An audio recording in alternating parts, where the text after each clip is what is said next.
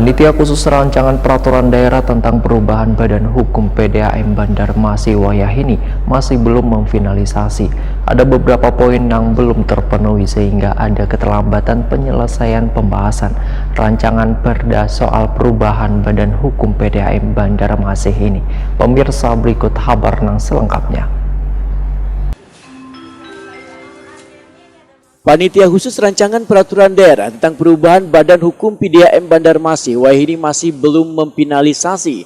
Pada pembahasan raperda tentang perubahan Badan Hukum PDAM Bandar Masi tersebut dimulai sejak November 2020 lalu. Wakil Ketua Pansus Bambang Yanto Permono Wahetakuni Prima TV Kamarian Jumat 16 April 2021 mendahkan ada beberapa poin yang belum terpenuhi sehingga ada keterlambatan penyelesaian pembahasan rancangan perda soal perubahan Badan Hukum PDAM Bandar Masi ini.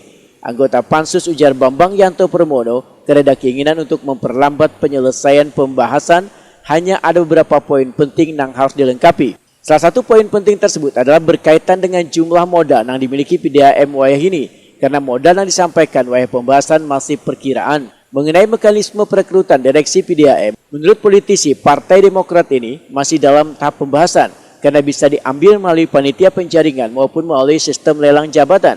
Bambang Yanto Permono menyatakan nantinya bisa dilihat setelah raperda perubahan Badan Hukum PDAM Bandar Masi ini selesai difinalisasi. Permasalahan ini menjadi salah satu persoalan keterlambatan memfinalisasi raperda tersebut.